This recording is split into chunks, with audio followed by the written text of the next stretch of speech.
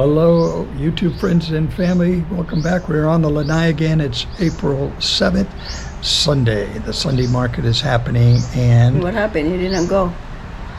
I did not go. I didn't feel like it today because you went shopping and bought a bunch of stuff this last week. So I think we have enough, and I don't feel like going out there today. We're And lazy. What about you? Yeah. Yeah. Lazy. You're lazy, but lucky for you, you had one of your sentinels out there, your favorite one of them that he sent you a text with a bunch of pictures of fish. That was Diane. She messaged me this morning. She's sending me photos of fresh fish. Fresh fish. So there's tilapia, dalagang bukid fish, and Squid. So I said, okay, go ahead and get me 1 kilo of each. So I got 3 kilo total today, worth $20. Yeah.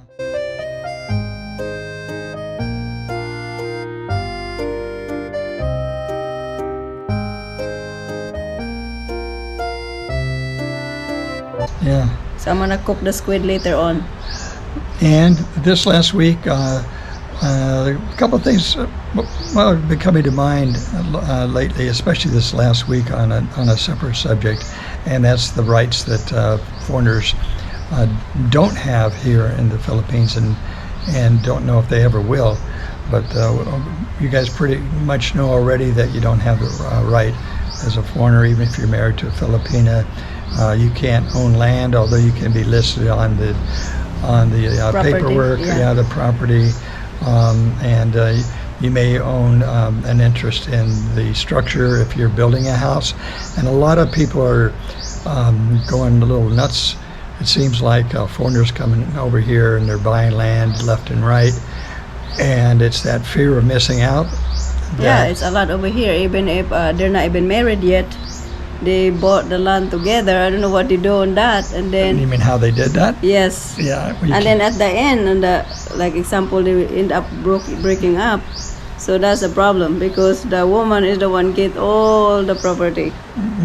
Well, it's a big fight. Even if you list the spouse, foreign spouse, on the property, it's not an easy task to get your interest back. That you have and normally it is. Normally the foreigner spends most of the proceeds on purchasing the land or the house that's already existing. But we see a lot of that going on here. The fear of missing out, the FOMO, which we saw in the last couple of years, big time, since about 2020, about 2020. And people are going nuts. Now they've slowed down because it has slowed down in America, but over here it's hot and heavy. Yeah. Left and right now. Yep. And the thing that I see also is when they build these houses, they're normally very hard to sell. So if you get in a pickle and the foreigner has to leave the country or gets kicked out of the country, or some other thing happens where. Or there's a big earthquake. Or there's a big earthquake. There's the Lord. Yeah, natural disaster, which happens over here from time to time. Their interest could be gone like that. Yeah. And you may still, I guess, own the land. Yeah, because we received some comments also that why we didn't buy any house or land or whatever.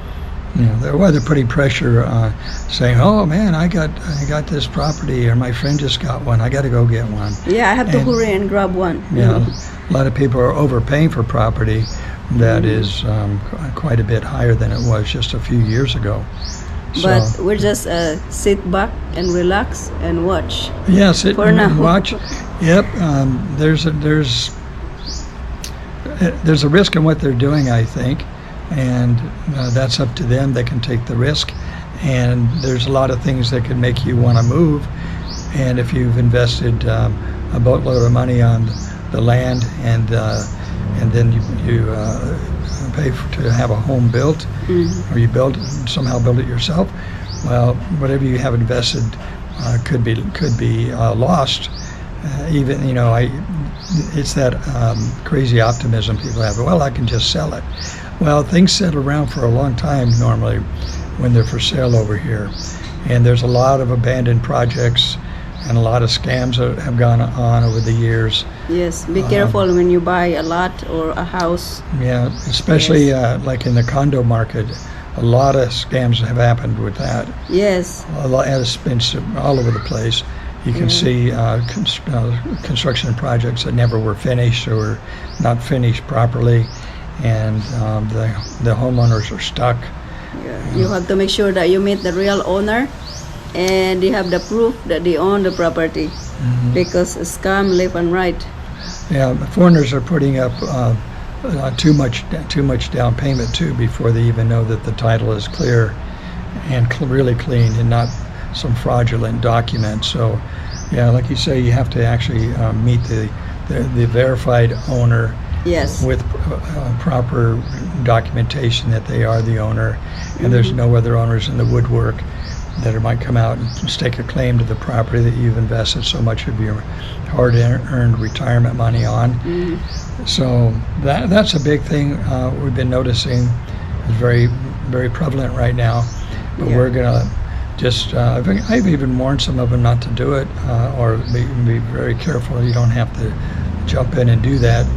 Another thing we've noticed that a lot of the properties are being cut up, divided up into smaller lots, so that means that you're going to have neighbors very close to you. And that can be a serious problem because you may not like your neighbors after a while of living next to them. And you don't know if they're going to rent that property out, and you don't know what kind of renters will be in there.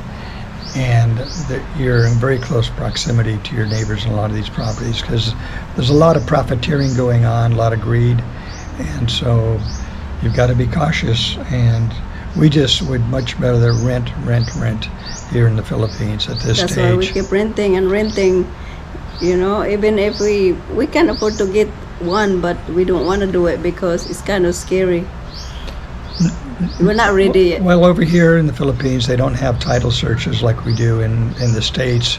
I don't know how they do it in other countries, but they have title insurance, so you're covered, and you're going to get a clean title, or you're going to be well aware of what you're getting into. Over here, I don't, at this point, trust it, feel confident enough to do it. And I've done my share in the United States of buying land and getting the title and then building homes. And of course, when you buy a house, the banks are involved usually in the States, so the bank's going to make sure that it's clear before they'll loan you on it.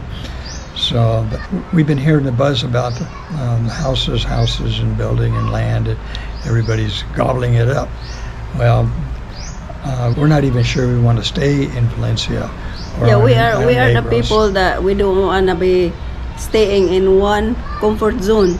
We're like 1 year right now. We're already 1 year over here, and we say we're kind of bored over here. Can we just go somewhere? Well, you're gonna, and in our case, you get tired of the area. You get tired of the pollution. The infrastructure isn't the greatest. You don't really, you go for one of those power walks that a lot of our friends do. Well, we don't want to walk on a busy, reckless road, even if, it's just, there aren't nice parks like in the States, where beautiful, incredible parks in Florida that are amazing and kept up really nice.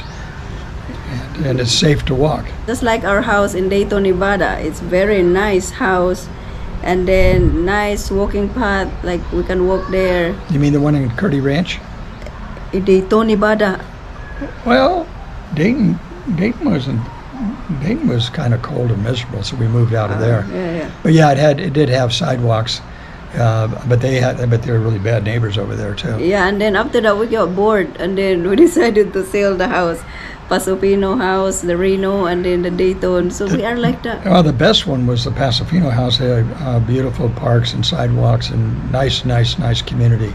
And then I was thinking over here in the Philippines, I said, if we buy a house here or we buy a land and then start building a house, and then John and I, we got bored quick. Yeah, we get so bored what we're quick. gonna do? We're gonna leave the house in the middle of under construction, So I said we're just gonna do rent because we have this thing that our feet got itchy. Yeah, our feet after get 1 itchy. year. Yeah, we want our kids to see different things, and right now we do like it here. Yeah, it's nice. I'm not over sure here. how much longer, but we do like it here, Mhm. and the kids like it most of all, and that's why we're staying here for now.